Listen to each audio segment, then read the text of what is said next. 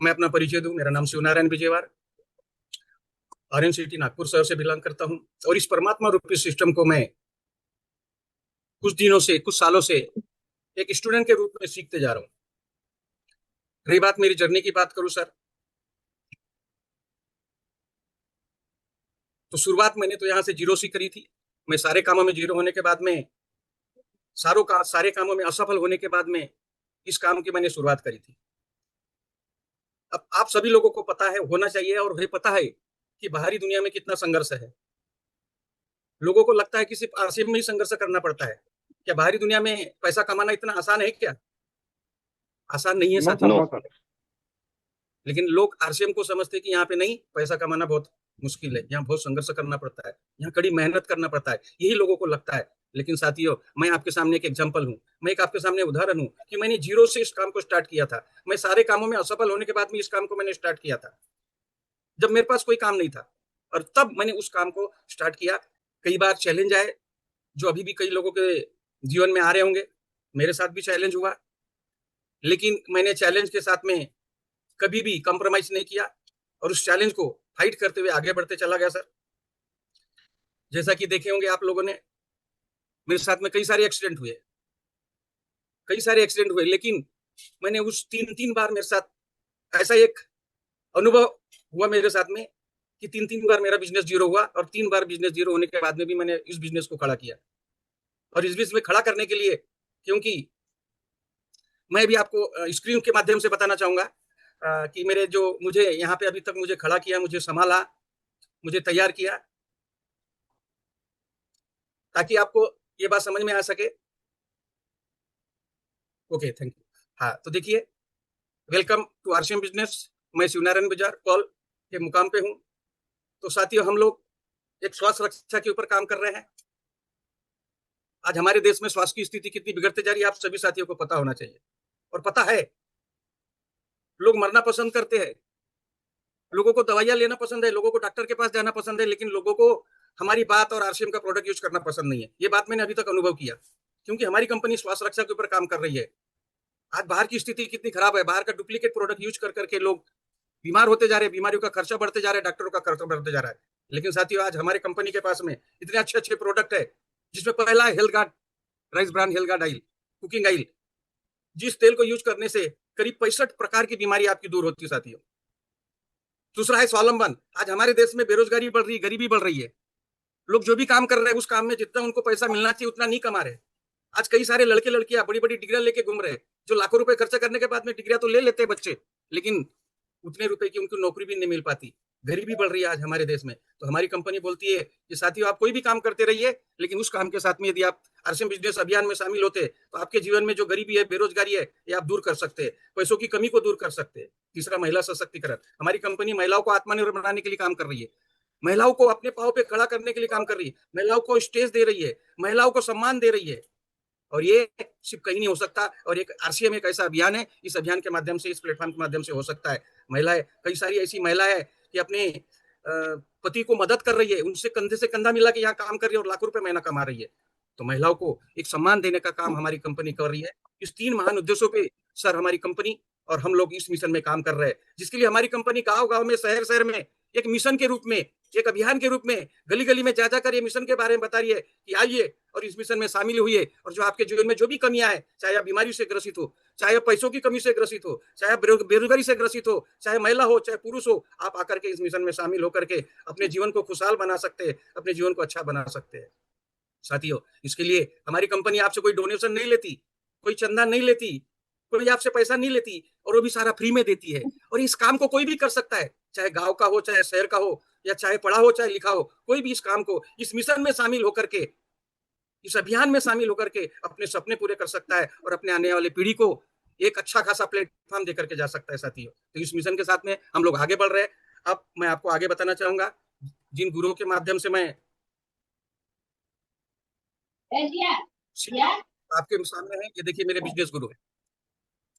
देखिए, मिशन में आप अकेले कभी भी सफल नहीं हो सकते, जब तक आपको कोई गुरुओं का साथ नहीं मिले, जब तक आपको किसी का साथ नहीं मिले, सपोर्ट नहीं मिले, तब तक हम किसी भी काम में सफल नहीं हो सकते।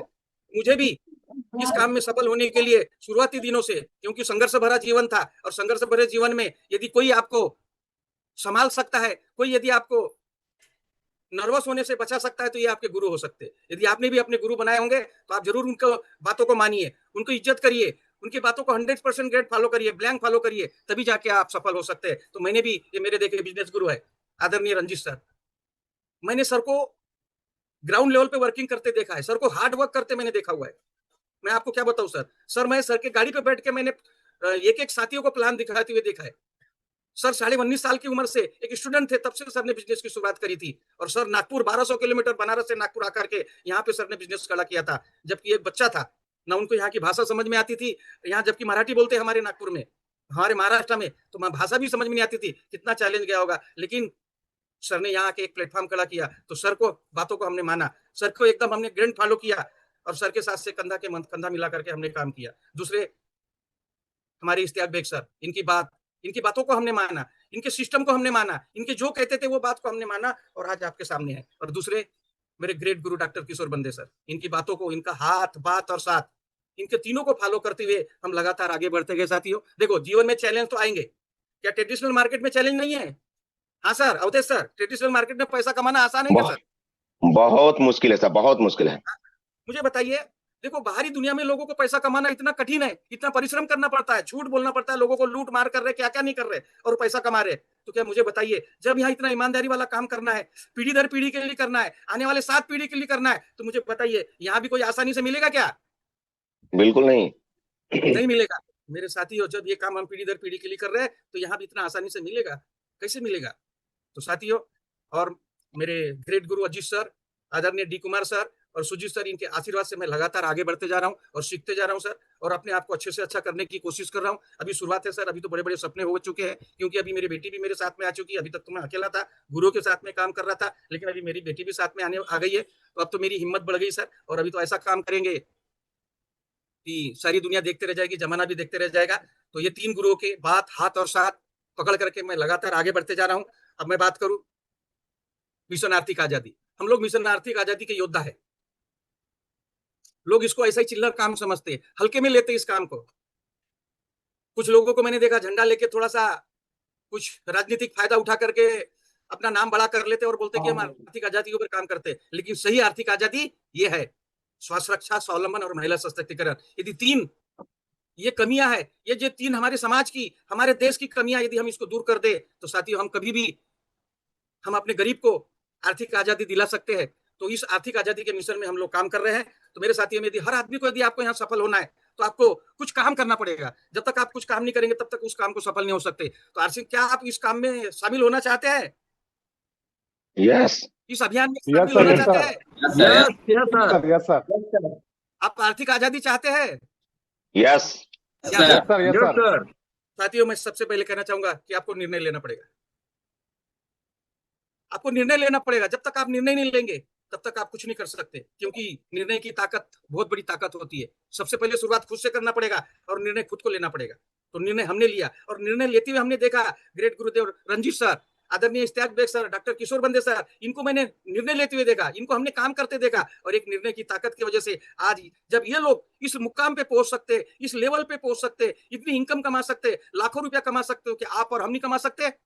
कमा सकते हैं। लेकिन बस सबसे पहले हमको निर्णय लेना पड़ेगा, निर्णय लेना पड़ेगा, और वो भी कठोर निर्णय लेना पड़ेगा। ऐसा नहीं, निर्णय ऐसा नहीं कि कुछ दिन के लिए निर्णय ले लिया और बाद में एंटीना हिल गया, ऐसा नहीं होना चाहिए। निर्णय ऐसा लेना चाहिए कि अंतिम क्षणों तक यदि करना है तो करना है, इस मिशन में शामिल होना है तो होना है, सफल होना है तो होना है, रैलिटी पे जाना है तो जाना है, टेक्निकल बनना है तो बनना है, ऐसा निर्णय लेना पड़ेगा। तो ये निर्णय, क्योंकि निर्णय की ताकत से मैंने देखा हूं, ये किसान को यहाँ पे लाखों रुपए कमाते हुए देखा हूं, जिन्हें पढ़ते लिखते नहीं आता था, उनको मैंने यहाँ पे स्टेज से बोलते हुए देखा हूं। ये निर्णय की ताकत होती है। जो कभी घर के बाहर नहीं निकलता था, वो बाहर निकलते हुए प्लेटफॉर्म पर मीटिंग करते हुए हमने देखा है। तो ये निर्णय की ताकत होती है। तो साथियों, सबसे पहले आपको निर्णय लेना पड़ेगा। ओके, तो निर्णय लेंगे तभी हम इस काम में सफल हो सकते हैं, इस आर्थिक आजादी के मिशन में हम शामिल हो सकते हैं। दूरदृष्टि, जब तक दूरदृष्टि नहीं होगी ना सर, हम कभी भी इस काम में सफल नहीं हो सकते। ये बिजनेस दूरदृष्टि का है, ये बिजनेस आज के लिए नहीं है। अरे आज के लिए तो आपकी जो दाल रोटी चल रही है ना, आप जो काम कर रहे हैं उस काम से अपनी दाल रोटी करिए ना, चलाइए ना अपने परिवार को। ये बिजनेस कल के लिए करना है, और कल की सोच के लिए देख कर करना है। आने वाली पीढ़ी को हम क्या देके जाने वाले हैं, ये सोच के करना है। और जब तक ये आपके अंदर दूरदृष्टि नहीं होगी सर, जब तक आप सफल नहीं हो सकते, क्योंकि आपके अंदर दूरदृष्टि का होना बहुत जरूरी है। एक महात्मा की बात बताना चाहूंगा छोटी सी स्टोरी के माध्यम से। एक गांव में एक व्यक्ति था, उसको रात के समय मंदिर जाना था और पूरा अंधाला था, काला अंधाला था, और वो एक लालटेन लिए हुए चला जा रहा था। लेकिन वो जब लालटेन साथ में लेके जाता तो सिर्फ उसके आसपास के कुछ एरिया का ही उसे भाग दिखाई देता था, आगे का एरिया उसका रास्ता दिखाई नहीं दे रहा था, उसे मंदिर भी दिखाई नहीं दे रहा था। वो परेशान हो गया कि मैं कैसा करूं, मुझे मंदिर जाना है, मुझे पूजा करना है। रात का 12-1 बजे का समय था। तो बीच रास्ते में एक महात्मा जी मिले। उन्होंने महात्मा जी से पूछा, महात्मा जी मुझे अभी मंदिर जाना है, लेकिन मुझे आगे का रास्ता कुछ दिख नहीं रहा है। मैं लालटेन लेके तो चल रहा हूँ, लेकिन मुझे आगे का रास्ता नजर नहीं आ रहा है। तो महात्मा ने बहुत अच्छा, उन्होंने एक बात बोली कि आप जैसा जैसा इस लालटेन को लेके आगे बढ़ते चले जाएंगे, वैसा वैसा आपका रास्ता दिखना शुरू हो जाएगा और आपका रास्ता क्लियर हो जाएगा और आप मंदिर के दर्शन कर पाएंगे। तो साथियों, उसी तरह यहाँ भी आप दूरदृष्टि रखिए और आप कदम कदम आगे बढ़िए, एक एक सीढ़ी आगे बढ़िए। जितनी भी है 21 सीढ़ियां है, ये सीढ़ी को एक एक करके आप आगे चढ़िए। ऐसा नहीं कि एक साथ हम रॉयल्टी भी नहीं बन सकते, एक साथ हम इमराल भी नहीं बन सकते, एक साथ रूबी भी नहीं बन सकते। आपको एक एक सीढ़ी चढ़ेंगे तो आप डायरेक्ट इमराल पहुंच जाएंगे। यहाँ भी आपको वैसी दूरदृष्टि रखना पड़ेगा, एक एक सीढ़ियां चढ़ना पड़ेगा साथियों। तो आपको दूरदृष्टि रखना बहुत जरूरी है। ये बिजनेस दूरदृष्टि का है। और जिन जिन साथियों ने, जिन जिन हमारे गुरुओं ने, जिन जिन अपलाइनों ने दूरदृष्टि रखा, वो यहाँ सफल हुए। और जो आज की सोच के काम कर रहे हैं, वो यहाँ कभी सफल नहीं हो पाएगा। तो जो कल की सोच के दूरदृष्टि के साथ में काम करेगा, तो यहाँ जरूर सफल होगा साथियों। तो दूरदृष्टि का होना बहुत जरूरी है। तीसरा, कड़ी मेहनत। अब कड़ी मेहनत तो हर जगह करना पड़ता है। क्या किसान कड़ी मेहनत नहीं करता? हाँ, एक नौकरी पेशा आदमी 8-8, 10-10 घंटे, 12-12 घंटे नौकरी मेहनत नहीं करता। हर आदमी कड़ी मेहनत करता है और कड़ी मेहनत करके ही पैसा कमाया जाता है। लेकिन मेरे साथियों, यह एक ऐसा प्लेटफॉर्म है, आरसीएम बिजनेस ऐसा एक प्लेटफॉर्म है कि यहाँ मरते दम तक कड़ी मेहनत नहीं करना है। अरे कुछ साल तो कड़ी मेहनत करके, सिर्फ 5 साल, यदि 5 साल हम सभी लोगों ने कड़ी मेहनत कर दी ना साथियों, तो आने वाली 5 पीढ़ी के लिए मेहनत करने की जरूरत नहीं पड़ेगी। अब मुझे बताइए, जब हम 5 पीढ़ी के लिए बिजनेस छोड़ के जा रहे हैं और सिर्फ 5 साल हमको यहाँ काम करना है, तो 5 साल क्या कड़ी मेहनत नहीं कर सकते? कड़ी मेहनत करना पड़ेगा, कड़ी मेहनत करना पड़ेगा। अब देखिए, हलवाई का काम क्या है? हलवाई का काम है मिठाई बनाना। क्या दिन भर मिठाई नहीं बनाता? क्या एक बार बना लेता है और क्या महीना 2 महीने तक बेचते रहता है क्या? वो रोज मिठाई बनाता है। तो हलवाई का काम है मिठाई बनाना। वो रोज मिठाई बनाता है, रोज बेचता है, रोज पैसा कमाता है। वो कड़ी मेहनत करता है। अब मुझे बताइए, डॉक्टर, डॉक्टर का काम क्या है? क्लिनिक में जाना, पेशेंट देखना। मुझे बताइए, क्या वो पेशेंट नहीं देखता? वो पेशेंट देखता है, तभी उसको पैसा मिलता है। तो साथियों, डॉक्टर का काम है पेशेंट देखेगा, तभी उसको पैसा आएगा। तो हमारा भी काम है कि यहाँ पे कड़ी मेहनत करना पड़ेगा। अच्छा मुझे बताइए, वकील, वकील को क्या घर बैठे पैसा मिलता है? अरे उसको कोर्ट में जाना पड़ेगा, वहां पे केस लड़ना पड़ेगा, तभी जाके उसको पैसा मिलेगा। और वो भी जाके कड़ी मेहनत करता है। अरे मैंने देखा, हमारे नागपुर का कोर्ट है, 20 मंजिल की बिल्डिंग है सर। अरे सीढ़ियों से कई वकीलों को मैंने ऊपर नीचे चढ़ते भागते दौड़ते देखा हूँ। कड़ी मेहनत करते हैं केस के लिए, और तब जाके पैसा कमाते हैं। तो कहने का साथियों, उसी तरह यदि आरसीएम में जिस तरह से हर प्रोफेशनल आदमी, नौकरी पेशा आदमी, चाहे हलवाई वाला हो, चाहे डॉक्टर हो, चाहे वकील हो, कड़ी मेहनत करता है। इनको तो मरते दम तक मेहनत करना पड़ेगा। जब तक उनके घुटने साथ देंगे तब तक इनको मेहनत करना पड़ेगा। लेकिन साथियों, आरसीएम, आरसीएम ऐसा एक प्लेटफॉर्म है, आरसीएम ऐसा एक बिजनेस है। यदि हम 5 साल जंग लगने से अच्छा है घुटना घिस जाए, शरीर घिसते तक काम कर लिया जाए। जंग लगने से बेहतर है कि शरीर घिसते तक, घुटने घिसते तक यदि 5 साल मेहनत कर ली जाए साथियों। और वो मेहनत क्या करना है? यहाँ so the plan, so the plan, so the plan, so the plan. यदि कड़ी मेहनत, so the plan, so the plan करके यदि हमने नेटवर्क बना लिया और 5 साल में नेटवर्क बना लिया, तो आने वाली 5 पीढ़ी बैठ के खाएगी। यहाँ कड़ी मेहनत करना पड़ेगा, हर आदमी को कड़ी मेहनत करना पड़ेगा। और बगैर सो द प्लान के कोई यहाँ पे कोई दूसरा रास्ता ही नहीं। क्योंकि सो द प्लान करने से ही ज्वाइनिंग आएगी, सो द प्लान करने से ही प्रोडक्ट सेल होगा, सो द प्लान करने से ही आपका नेटवर्क बड़ा होगा। तो साथियों, कड़ी मेहनत यहाँ पे करना पड़ेगा। ठीक है, तो उसके बाद में मैं आगे, विश्वास। अब सब तो कर रहे हैं, हमने निर्णय भी ले लिया, दूरदृष्टि के साथ भी काम कर रहे हैं, कड़ी मेहनत भी कर रहे हैं। लेकिन जब तक आपको विश्वास नहीं होगा, अपने अपलाइन पे विश्वास नहीं होगा, अपने अपलाइन के बातों पे विश्वास नहीं होगा, कंपनी पे विश्वास नहीं होगा, कंपनी के प्रोडक्ट पे विश्वास नहीं होगा, सिस्टम पे विश्वास नहीं होगा, और जो आप हासिल करना चाहते, जो आप टारगेट लेते हैं कि मुझे रॉयल्टी बनना है, मुझे टेक्निकल बनना है, मुझे 1 लाख रुपए महीना कमाना है, मुझे स्टार रूबी बनना है, मुझे डायमंड बनना है, जब तक आपको विश्वास नहीं होगा ना, तब तक आप कुछ नहीं कर सकते। क्योंकि मुकेश कोठारी जी को मैंने सुना, मुकेश कोठारी जी कहते हैं कि विश्वास नाम की कोई कैप्सूल तो है ही नहीं, और आज तक बनी नहीं है। आपको विश्वास करना पड़ेगा। इस काम को करने के लिए आपको विश्वास करना पड़ेगा।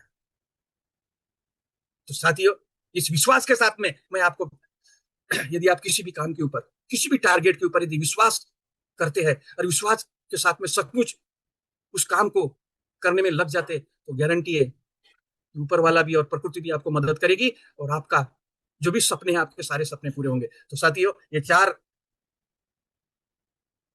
मूल गुणों के ऊपर हम लोग काम कर रहे हैं और आगे बढ़ रहे हैं साथियों। अब उसके बाद में मूल गुण, आरसीएम को आरसीएम समझ के करना पड़ेगा। यहाँ पे ट्रेडिशनल मार्केट वाला या बाहरी दुनिया वाला दिमाग लगाएंगे तो यहाँ कभी सफल नहीं हो सकते। तो आरसीएम को आरसीएम तय करके समझ करना है। दूसरा, अपने आप को एक बीज की तरह रखना है। बहुत सारे लोगों को देखा हूं मैंने कि शुरुआत से अपने आप को बहुत बड़ा लीडर और बहुत बड़ा ज्ञानी समझने लग जाते हैं, और थोड़ी सी कामयाबी क्या मिलती है तो उनको ईगो हो जाता है, घमंड हो जाता है उन लोगों को।